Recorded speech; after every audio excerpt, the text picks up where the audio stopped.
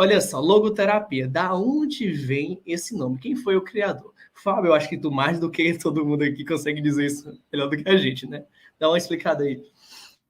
Pronto, né? Um pouquinho da história da logoterapia, do porquê desse nome, né? Do porquê que é logo.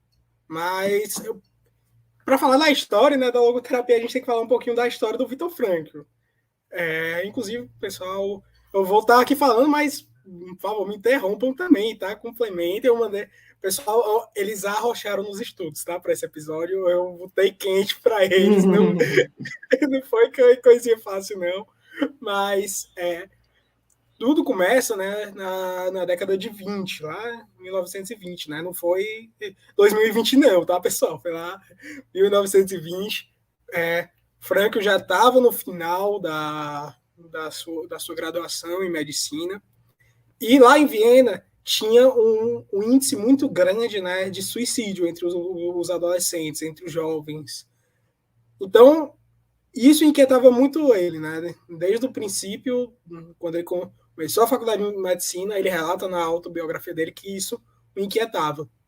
Então ele começa, ele faz os postos de aconselhamento, né? Ele junto com outros médicos, né? Ele fala com o professor lá que era supervisor dele, né? Preceptor dele, chama outros médicos criaram psiquiatras para fazer esses postos de aconselhamento.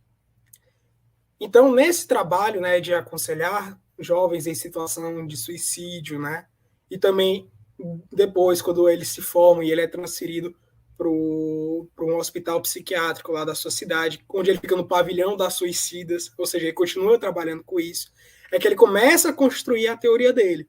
Inclusive, é bom ressaltar isso, né, porque muitas vezes o pessoal lê o Em Busca de Sentido e pensa que ele criou a teoria no campo de concentração, o que não é, pessoal.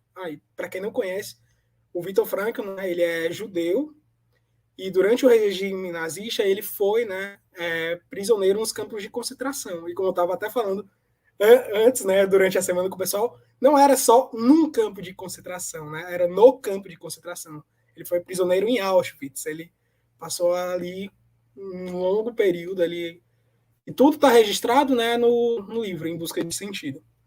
Mas aí, voltando, né, que eu só abri esse adendo, então ele trabalhando, ele começa ali a desenvolver a teoria dele. E a teoria dele não é apenas clínica, tá? O Viktor Frankl, ele além de ser psiquiatra, neurologista, psicoterapeuta, obviamente, né?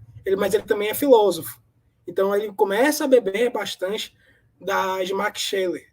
Max Scheler, que é um filósofo existencialista, fenomenólogo, ele que incluiu, né? Ele que trouxe para a filosofia, mas para a filosofia moderna, essa questão da dimensão espiritual, enquanto uma dimensão humana.